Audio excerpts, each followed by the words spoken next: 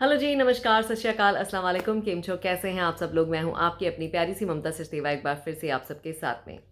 आप लोगों के लिए बहुत टाइम से कोई भी कैबिन क्रू वाला वीडियो नहीं डाल रही थी, तो सब लोगों ने कमेंट सेक्शन में लिख लिख के मजबूर कर दिया कि ममता जी दोबारा से कैबिन क्रू के ऊपर सीरीज़ शुरू करो, जिसमें आप हमें गाइड करो कि हम कैबिन क्रू कैसे बन सकते हैं। आज से बहुत सारे साल पहले, आई थिंक मैं पहली थी जिसने हिंदी में कैबिन क्रू बनने के लिए वीडियोस डालनी शुरू किए, जिससे बहुत सारे लोगों को फ़ायदा हुआ। और बहुत सारे साल उस चीज़ को मैंने कंटिन्यू किया, लेकिन मेरी अपनी जॉब जाने के बाद मैं थोड़ा सा दिल पे उस चीज़ को ले गई और मेरा मन नहीं करता था ज़्यादा कैबिन क्रू के ऊपर वीडियोस बनाने का। तो चलिए, एक शुरुआत तो हमेशा इंसान को दोबारा से करनी ही होती है। तो चलिए, देर आए दुरुस्त आए, दोबारा से करते हैं इसकी शुरुआत। तो सबसे पहले मैं आपको बताऊंगी बेसिक्स के बारे में, क्योंकि किसी भी चीज़ को समझने के लिए पहले उसके बेसिक्स को समझना ज़रूरी होता है कि अगर ये चीज़ एयरलाइन की तरफ से मांगी जा रही है तो उसका रीज़न क्या है। तो कोई एक चीज़ होती है जिसको हम बोलते हैं एयरलाइन की requirements to hire cabin crew. तो ये रिक्वायरमेंट्स क्यों होती हैं, इनका रीज़न क्या होता है। अब जैसे इंडिया में कोई कैबिन क्रू बनता है या अपने देश में, अपनी देश की एयरलाइंस में ही कैबिन क्रू बनता है, तो महज 18 साल की उम्र में आप उस चीज़ को शुरू कर सकते हो। लेकिन अगर आपको इंटरनेशनल कैबिन क्रू बनना है, इंटरनेशनली बाहर जाके इंटरनेशनल फ़्लाइट्स में काम करना है, तो एज का क्राइटेरिया 21 ईयर्स से ही शुरू होता है। उससे नीचे अगर आपकी एज है तो आप एप्लीकेशन भी फिल करके नहीं दे सकते हो। अगर कई लोग मुझे क्वेश्चन करेंगे, अभी इस वीडियो के नीचे भी आएगा कि मेरा 20 कंप्लीट हुआ है, अभी मैं 21 होने में इतने महीने हैं, क्या मैं अप्लाई कर सकती हूँ? तो answer is no. Application fill करते हुए आपका 21 ईयर्स कंप्लीट होना बहुत ज़रूरी है, नहीं तो किसी भी एयरलाइन के पेज पे अगर आप अप्लाई करोगे कैबिन क्रू जॉब के लिए, तो वो आपको एक्सेप्ट नहीं करते। तो चलिए, इसके बेसिक्स के ऊपर पहले बात कर रहे हैं। सबसे पहली रिक्वायरमेंट तो एज ही है। तो आप डोमेस्टिक एयरलाइन में जाओगे तो 18 ईयर्स महज उम्र से आप कर सकते हो, लेकिन हम इस वीडियो में इंटरनेशनल क्रू के बारे में ही बात करेंगे। इंटरनेशनल कैबिन क्रू बनने की जो रिक्वायरमेंट्स है उसके ऊपर बात करेंगे। तो मिनिमम एज हमने 21 ईयर्स आपको बता दी है। नंबर 2 होता है, हमारी बॉडी के ऊपर कोई भी विजिबल टैटूज़ नहीं होने चाहिए। अब टैटूज़ होना, अब कई लोग लिखेंगे वीडियो के नीचे, नहीं जी मेरी गर्दन पे टैटू है, मेरे कान पे टैटू है, मेरे हाथ पे टैटू है, मेरे पैर पे टैटू है। तो सिंपल बात ये है, अगर मान लीजिए आप एमिरेट्स एयरलाइन में या एतिहाद एयरलाइंस में या मान लीजिए फ्लाई दुबई एयरलाइंस में आप जॉब करने जाना चाह रहे हो, तो आप उनकी यूनिफॉर्म आप आजकल गूगल पे चेक कर सकते हो। तो आप देखो कि जितनी यूनिफॉर्म से किसी भी बंदे का शरीर ढका हुआ है, अगर आपका टैटू उसकी यूनिफॉर्म के पीछे छुप रहा है तो इट्स गुड, अगर नहीं छुप रहा तो इट्स अ प्रॉब्लम। मान लीजिए आपकी रिस्ट के ऊपर है और आप एक फीमेल हो तो वो दिखेगा, तो इट्स अ प्रॉब्लम। अगर आपका टैटू आपकी उंगलियों के ऊपर है और वो दिखेगा यूनिफॉर्म पहनने के बाद में, इट्स अ प्रॉब्लम। फेस के ऊपर है, गले के ऊपर है, या किसी बॉडी के ऐसे एरिया पे है जो यूनिफॉर्म पहनने के बाद वो टैटू नज़र आ रहा है, तो वो लोग आपको रिजेक्ट कर देंगे। तो आपको या तो टैटू रिमूवल करवाना पड़ेगा या आपको टैटू जो है नहीं बनवाना चाहिए, अगर आप कैबिन क्रू जॉब में आने का सोच रहे हैं। तो ये दो चीज़ें बेहद इंपॉर्टेंट होती हैं एयरलाइन के लिए। थर्ड चीज़ बहुत इंपॉर्टेंट होती है, वो होती है आपकी इंग्लिश स्पीकिंग, राइटिंग स्किल्स। अब हम इंटरनेशनल फ़्लाइटों की बात करें तो उस पे कौन से पैसेंजर्स होते हैं? पूरी दुनिया के पैसेंजर्स होते हैं, खाली इंडिया के पैसेंजर्स नहीं होते, या खाली एक सर्टेन लैंग्वेज के लोग नहीं होते। डिफरेंट डिफरेंट कंट्रीज़ के लोग होते हैं, जिसकी वजह से आपकी इंग्लिश में मुहारत होना ज़रूरी है। नहीं तो फ़्लाइट में आप पैसेंजर्स की कोई प्रॉब्लम हो जाए कैसे समझोगे? अगर क्रू मेंबर्स में आपस में कोई प्रॉब्लम हो जाए तो क्रू मेंबर्स भी आपस में उस चीज़ को कैसे सुलझाएंगे अगर आपको इंग्लिश नहीं आती?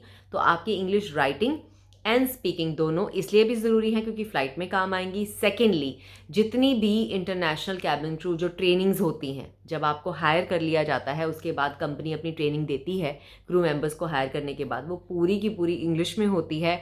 उनके एग्ज़ाम्स होते हैं रोज़। अगर आपको इंग्लिश ही नहीं आएगी तो आप उन एग्ज़ाम्स को कैसे कंप्लीट करोगे? तो नेचुरल सी बात है, आपकी इंग्लिश अच्छी होनी चाहिए।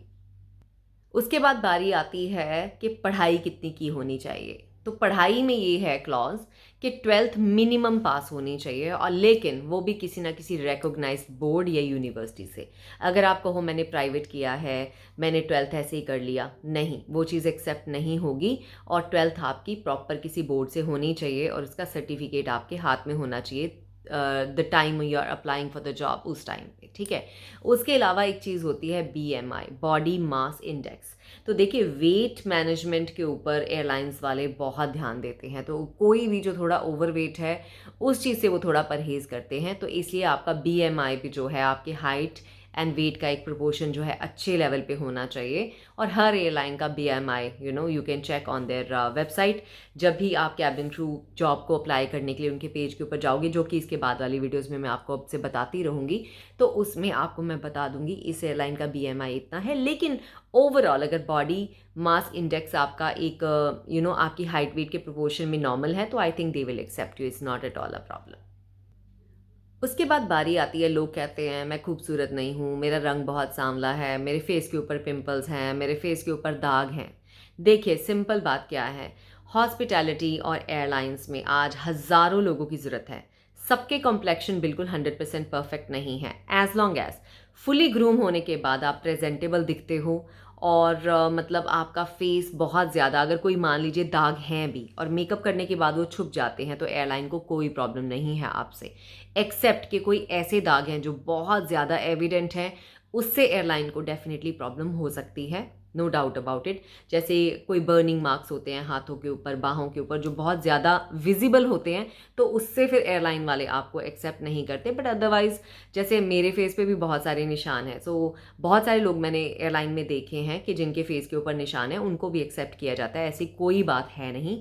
और रंग कोई ज़रूरी नहीं है कि गोरे रंग वालों को ही कैबिन क्रू रखा जाता है। अगर आप इंटरनेशनल कैबिन क्रू करके गूगल के ऊपर सर्च करके इमेजेस पे भी जाएं, तो आपको all sort of cabin crew नज़र आएंगे, जिसमें बहुत सारे अफ्रीकन क्रू भी होते हैं, and you know that they are all black in colour, black beauty जिनको हम बोलते हैं। तो इस चीज़ पे प्राउड होना चाहिए कि अगर आप सांवले हो या आप गोरे हो, डजंट मैटर, रंग सिर्फ रंग है। एयरलाइन को आपके रंग से कोई लेना देना नहीं है, क्योंकि बहुत सारे लोग ना इंटरव्यू दे के आते थे और वो इंटरव्यू में खुद फेल हो जाते थे अपनी गलतियों से, लेकिन बाद में आके बोल देंगे नहीं क्योंकि हमारा रंग उनको पसंद नहीं आया। ऐसा कुछ नहीं होता। मेरे को उन्होंने एक्सेप्ट करा है, मेरी जैसी और हज़ारों लड़कियों को उन्होंने मौका दिया है। तो एयरलाइन वाले रंग के ऊपर कोई ज़्यादा तवज्जो नहीं देते, आपके स्किल्स के ऊपर ज़्यादा तवज्जो देते हैं। अब आ रही है सबसे इम्पॉर्टेंट बात यह है, मान लीजिए आपको अब 100 लोगों को हायर करना है एयरलाइंस ने, और आ गए हैं 1000, ठीक है। 1000 लोगों से वो 1000 को लेना चाहते हैं, सॉरी 1000 में से अगर वो 100 लोगों को लेना चाहते हैं, तो वो क्या करेंगे, वो देखेंगे कि ये सारे स्किल्स के अलावा आप में और एक्स्ट्रा क्या स्किल्स हैं जिससे वो आपको हायर करें, ठीक है। तो अगर आपके पास हॉस्पिटैलिटी का एक्सपीरियंस है, मान लीजिए आपने कहीं पे काम किया है जहाँ पे आपने लोगों के साथ डील किया है या मल्टीपल एम्प्लॉयज़ के बीच में काम किया है, तो वो एक एड ऑन एडवांटेज माना जाता है। और कई एयरलाइंस वाले इसको एज अ रिक्वायरमेंट भी मेंशन करते हैं अपने पेज के ऊपर कि अगर आपके पास हॉस्पिटैलिटी इंडस्ट्री का कोई भी एक्सपीरियंस है या कहीं पे कस्टमर सर्विस का आपके पास एक्सपीरियंस है, तो वो एड ऑन एडवांटेज होगा। वो कई बार उनके रिक्वायरमेंट्स में ही मेंशन होता है, विच मीन्स कि अगर 1000 लोगों में से 900 लोगों के पास वो एक्सपीरियंस नहीं है और आप वो 100 में से एक है जिसके पास है, तो आपके चांसेस पहले ही थोड़े से अप हो जाते हैं। तो मेरा सजेशन हमेशा रहता है, जितने भी लोग कॉलेज में पढ़ रहे हो, स्कूल में पढ़ रहे हो, ऑन द साइड कोई ना कोई हॉस्पिटैलिटी में हल्की फुल्की पार्ट टाइम जॉब करके एक्सपीरियंस गेन करो, क्योंकि उससे आपके CV की वैल्यू बढ़ती है, आपकी वैल्यू बढ़ती है। तो अगर ये सारी रिक्वायरमेंट आप में मैच करती हैं, तो डेफिनेटली आप कैबिन क्रू जॉब में आने के लिए डेफिनेटली तैयार हैं। तो आज से ही अपनी तैयारी शुरू करो। लेकिन एक चीज़ याद रखो, खाली रिक्वायरमेंट मैच होने से आपको जॉब नहीं मिलनी। जॉब आपको अपने स्किल्स को इंटरव्यू में दिखाने से मिलनी है, राइट प्लेस पे आपको इसको जॉब को अप्लाई करने से मिलनी है। आजकल फ्रॉड्स भी बड़े चल रहे हैं, दुनिया ऐसे ही रैंडम उठा के किसी भी पेज को बना के लिख देती है, हमारे पास 5000 कैबिन क्रू जॉब वैकेंसीज आई हैं, यहाँ पे अप्लाई करो। और बहुत सारे लोग वो कैबिन क्रू बनना चाहते हैं, उसका वेबसाइट को ये भी नहीं देखते कि ऑथेंटिक वेबसाइट है, फ्रॉड वेबसाइट है, उठा के अपना CV भेज देते हैं, अपनी पर्सनल इन्फॉर्मेशन भेज देते हैं। और आपका गाइस CV जो होता है ना, उसमें आपकी सारी की सारी जो इन्फॉर्मेशन है वो बहुत पर्सनल इन्फॉर्मेशन होती है। तो प्लीज़ मेक श्योर ऐसे ही मुंह उठा के किसी भी वेबसाइट में मत डाला करो। और since we are talking about this now, एक चीज़ और बता दूं, अगर इंटरनेशनल कैबिन क्रू बनने का सोच रहे हो ना, तो फर्स्ट स्टेप है अपना पासपोर्ट अप्लाई कर लो, क्योंकि पासपोर्ट बनने में भी बहुत टाइम लगता है। कभी कभी हम एज एन एयरलाइन में मतलब जाना चाहते हैं, चले गए, रिक्वायरमेंट्स फुलफिल कर दी, अप्लाई कर दिया, सिलेक्ट भी हो गए, और जब एयरलाइन कहती है हाँ जी तुम्हारा पासपोर्ट, तो कहते हैं नहीं, पासपोर्ट तो हमने बनवाया ही नहीं। तो अगर अभी से सोच रहे हो ना कि मुझे कैबिन क्रू बनना है और मुझे इस तरफ आना है तो पासपोर्ट अपना अप्लाई कर लो, पासपोर्ट अपना रेडी करके रख लो, क्योंकि बहुत सारी एयरलाइंस जब एप्लीकेशन फिल कराती है तो उसमें पूछती भी हैं कि आपके पास आपका पासपोर्ट है या नहीं है। तो ये सारी बेसिक्स हैं, अगर आपके ये क्लियर हैं, ये सारी चीज़ें आपके साथ हैं, तो आपको कैबिन क्रू बनने से कोई नहीं रोक सकता। एंड आई नो ये मैं सीरीज़ दोबारा से शेयर कर रही हूँ, तो लेकिन आपने क्या करना है, इस वीडियो के नीचे मुझे कमेंट्स में बताना है what all you want to know. तो उसके ऊपर रिसर्च करके जो अभी लेटेस्ट ट्रेंड्स चल रहे हैं, लेटेस्ट चीज़ें चल रही हैं, तो मैं आपको गाइड करती रहूँगी। तब तक के लिए अलविदा। अगर वीडियो अच्छा लगा हो तो पसंद करते हो मुझे तो लाइक कीजिएगा, लोगों के साथ भी शेयर कीजिएगा, ढेरों सारे कमेंट्स का इंतजार रहेगा। Goodbye for now, lots of love, bye bye.